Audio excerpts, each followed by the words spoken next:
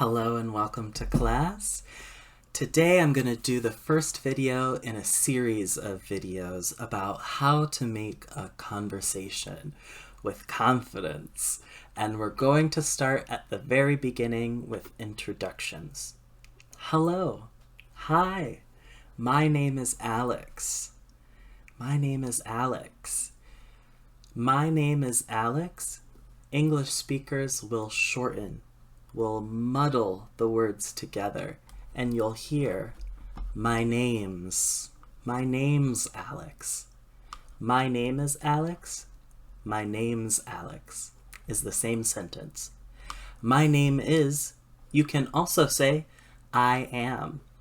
I am Alex. I am Alex. I shorten that to I'm. I am. I'm Alex. If you're in a group, maybe 3 or 4 people, you have a friend with you and you want to introduce them, you say this is. I am Alex and this is, maybe you can just barely see her back there. My cat is sleeping. She's very upset that I'm talking. Here's a better photo of her. Say, I am Alex. I'm Alex, and this is Juno, my cat. Now, when you introduce yourself, you want to think about who are you talking to, because there are more informal, friendly, casual sentences to say, or there are more formal or official tones to take.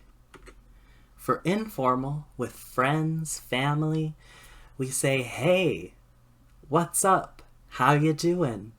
More casually.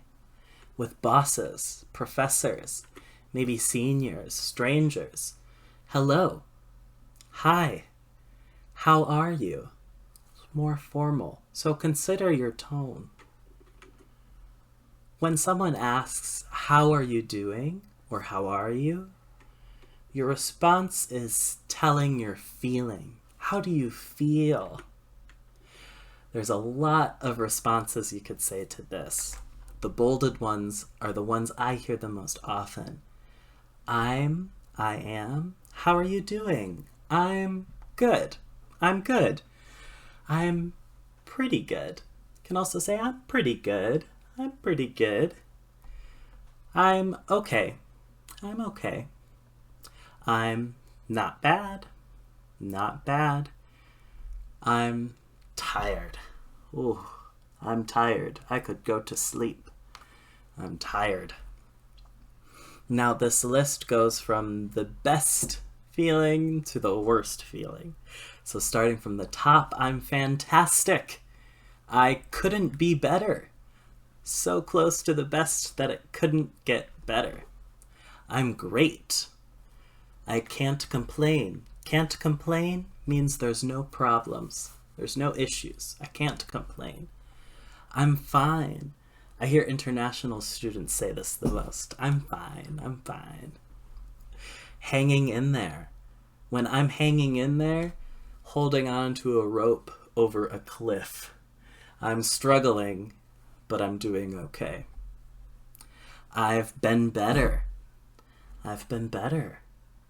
That means I've been having a tough time right now. Other times have been good, but right now, not doing well. Not so great. Not so great. That means pretty bad. And terrible. Outright terrible means you're doing very badly. Often you can see we don't say bad. We say everything except bad until it gets to terrible. When things are really bad, then you outright say it's bad, it's terrible. But even when we're struggling, we say, not so great. I've been better. I'm hanging in there. We're not too blunt. Not very often. And again, watch your tone with these. Watch your tone. If you say, I'm fantastic, it's super different than saying, I'm fantastic. It tells a different story. Make sure how you say something is often more important than what you say.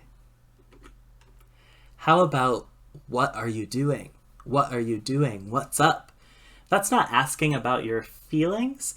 That's more, well, they want to know your feelings, but the grammar of the sentence is asking about doing, about action. What is happening right now? So these answers are different. I have been. I have been good. I've been good. Starting at the better feelings at the top. I've been good. Or nothing much. Nothing special. Just day to day. Same old, same old. Just the usual. All of these mean just okay. Nothing exciting is happening. Nothing to tell you about. Just same old, just the usual. I've been busy. I've been busy could be a good thing. Maybe you're starting a business and I've been really busy. It's super positive because you're making money and your business is a success. Or maybe I've been so busy. My kids have been sick. It's a very different type of busy. All depends on your tone. Waiting for the weekend. That means work. Work is really stressful or really busy. I'm waiting for the weekend. I want to go to sleep. I want to rest. Last one here, living the dream.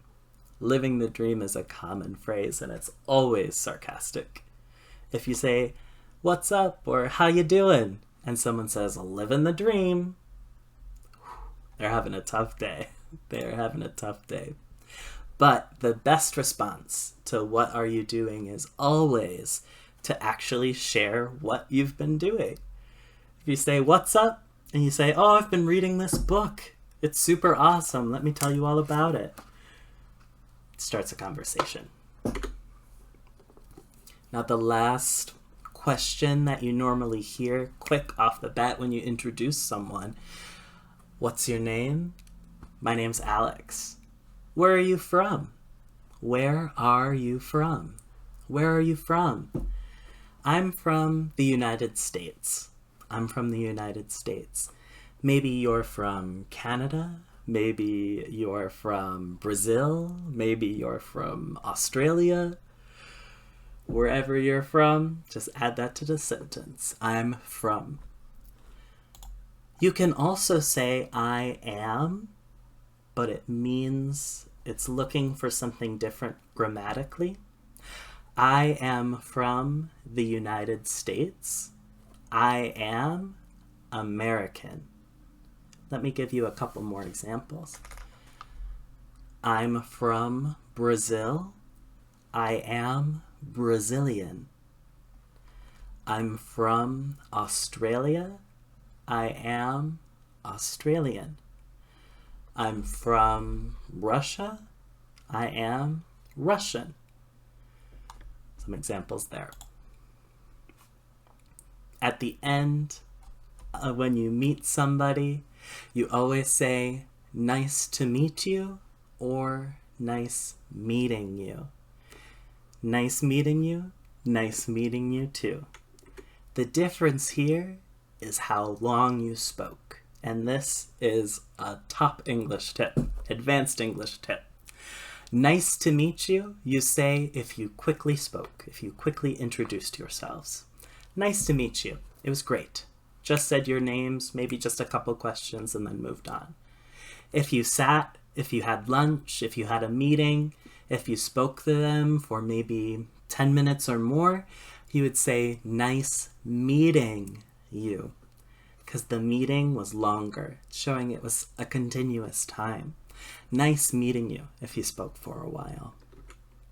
Okay, that's the end of the video today. Have a great one and take care.